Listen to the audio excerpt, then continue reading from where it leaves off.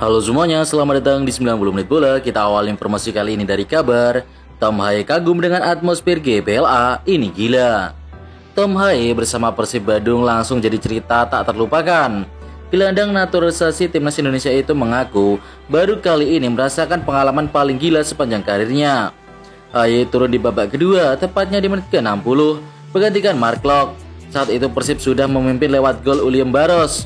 Namun drama terjadi ketika laga sempat terhenti hampir 40 menit akibat hujan deras yang membuat lapangan tergenang. Persib Bandung mengamankan kemenangan tipis 1-0 atas Persebaya pada pekan kelima di BRI Super League 2025-2026 di Stadion GBLA. Andrew Jung debut manis yang sempurna di Persib. Striker anyar Persib Bandung Andrew Jung merasa senang bisa melalui debutnya di kompetisi BRI Super League dengan kemenangan. Andrew Jung menjalani debut bersama skuad Maung Bandung pada pertandingan menghadapi Persebaya di pekan kelima BRI Super League. Pemain yang menggunakan nomor punggung 90 ini masuk sebagai pemain pengganti di menit ke-60 menggantikan Ramon Tankwe. Ya, saya merasa bahagia karena kita menang dan itu adalah penting. Kemenangan di pertandingan pertama itu sempurna, kata Andrew Jung. Andrew Jung merasakan kagum dengan atmosfer pertandingan perdananya bersama Persib. Lantaran pada laga tersebut ribuan bobotoh hadir langsung di Stadion Gelora Bandung Lautan Api. Tony Firmansyah dihujat bobotoh, bonek beri dukungan. Pro kontra peran krusial Tony Firmansyah di lini tengah Persebaya Surabaya bersama pelatih Eduardo Perez. Pemain muda ini baru saja menjadi sorotan usai tampil keras ketika Green Force menghadapi tuan rumah Persib Bandung di Stadion GBLA. Aksi Tony langsung memantik reaksi dari dua kelompok supporter terbesar di Indonesia, bobotoh dan bonek. Keduanya terlibat perang komentar di media sosial terkait gaya bermain gelandang bertahan 19 tahun itu. Bobotoh geram dengan permainan Tony yang dinilai terlalu keras saat berusaha menghentikan serangan balik Maung Bandung. Bahkan beberapa akun pendukung Persib menyebut Tony sebagai pemain tarkam yang hanya bisa mengandalkan fisik saja. Di sisi lain, bonek justru memberikan dukungan penuh terhadap aksi pemain muda andalan mereka itu, karena pekerjaan Tony memang memutus serangan lawan. Sandy Walsh ngaku pengen tinggal di Surabaya, gabung Persebaya. Sebuah pengakuan mengejutkan sekaligus sinyal menarik dilontarkan oleh bek timnas Indonesia, Sandy Walsh. Setelah merampungkan dua laga FIFA Match di Stadion Gelora Bung Tomo, pemain Buriram United ini secara terbuka menyatakan keinginannya untuk menetap lebih lama di Surabaya di masa depan. Pernyataan ini sontak memicu spekulasi apakah pemain timnas Indonesia tersebut ingin berkarir di tanah air.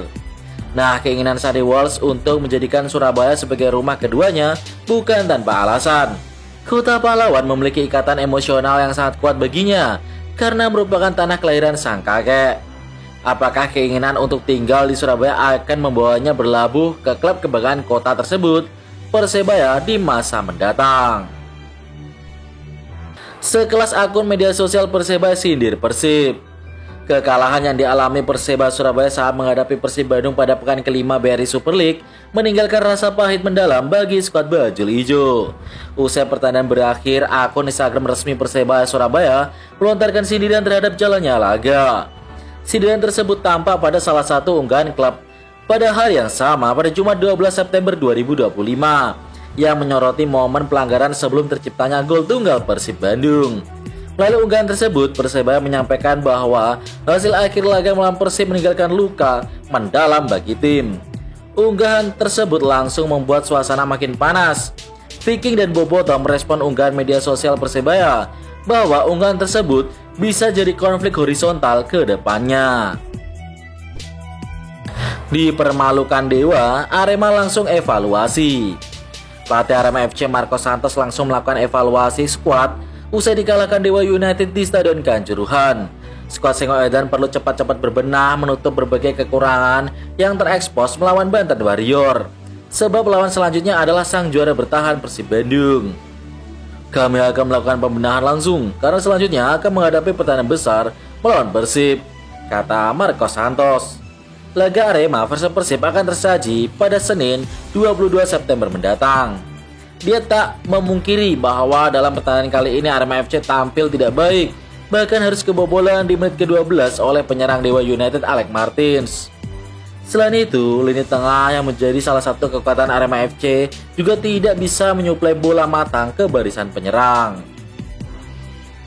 Kalah di menit akhir, Persis Solo kecewa berat. Pelatih Persis Solo Peter Deru tetap mengapresiasi perjuangan para pemainnya yang telah tumbang dari Persija Jepara pada laga derby Jawa Tengah pekan kelima di BRI Super League. Dalam pertandingan yang berlangsung di Stadion Manahan Solo pada Sabtu 13 September malam, Persis Solo harus mengakui keunggulan Persijap setelah tumbang di menit-menit akhir dengan skor tipis 1-2. Peter merasa kecewa dengan hasil ini, sebab anak asuhnya masih belum klinis dalam mengeksekusi serangan. Tak hanya itu, ada juga beberapa momen saat Laskar Samber Nyawa mudah ditembus serangan balik. Kekalahan ini menambah panjang catatan merah Laskar Samber Nyawa di BRI Super League musim ini. Pasalnya akibat kekalahan ini, anak asuh Peter Deru itu kembali melanjutkan tren tanpa kemenangan dalam 3 laga sebelumnya. Calvin Verdong siap unjuk gigi di Liga Prancis. Bek sayap andalan timnas Indonesia Calvin Verdong hadir dalam konferensi pers resmi bersama klub barunya Los Lille menjelang pekan keempat Ligue 1 atau Liga Prancis. Lille mengeluarkan biaya transfer ke Next Nijmegen sebesar 3 juta euro atau sekitar 58 miliar dengan durasi kontrak hingga 2028. Calvin Verdong menjawab beberapa pertanyaan dari wartawan peliput. Pada awalnya, Verdong menjawab alasan memilih Lille. Keputusannya cukup mengejutkan sebab Next Nijmegen sedang berada di peringkat pertama Eredivisie ketika ia memutuskan hijrah ke Lille. Bagi saya ini langkah besar. Saya rasa saya bisa bermain di level ini dan saya sudah lama menunggu kesempatan ini untuk menunjukkan kemampuan saya di level ini, terang Calvin Verdong. Mads Hilgers resmi gagal pindah tim. Mads Hilgers gagal pindah. Bek berusia 24 tahun itu harus bertahan minimal setengah musim lagi di FC Twente. Hilgers sebenarnya sangat ngebet hijrah dari FC Twente, namun ia gagal menemukan klub yang membeli atau meminjamnya hingga bursa transfer musim panas 2025-2026 selesai pada awal September kemarin. Hilgers sempat diminati klub Prancis Stade Brestois di Detrende, namun waktunya tidak cukup untuk merampungkan transfernya yang kabarnya berupa peminjaman. Mau tidak mau, Hilgers harus menunggu paling cepat pada bursa transfer musim dingin 2026 demi mewujudkan keinginannya untuk angkat kaki dari FC Twente.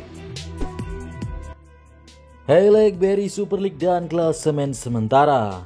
PSM Yogyakarta harus menelan kekalahan dari tamunya Borneo FC dengan skor 1-3.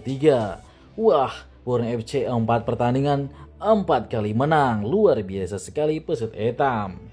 Sementara itu di pertandingan lainnya, Persija Jakarta harus bermain imbang 1-1 kala ditahan Bali United di Stadion Jakarta International Stadium. Usai pertandingan, pelatih Persija dan juga Rizky Ridho mengkritik kualitas rumput JIS yang dinilainya cukup buruk. Dan berikut ini klasemen sementara. Borneo FC ada di peringkat pertama dengan poin 12, 4 kali main. Di bawahnya ada Persija Jakarta dan Arema FC yang sudah main 5 kali. Dan PSM mengikuti Arema FC di peringkat keempat dan seterusnya. Sementara itu di papan bawah, Dewa United ada di nomor 10, 11 Bayangkara, 12 Malut United, 13 Madura United, 14 Semen Padang, 15 PSPS Biak, dan zona degradasi ada Persita Tangerang, Persis Solo, dan PSM Makassar.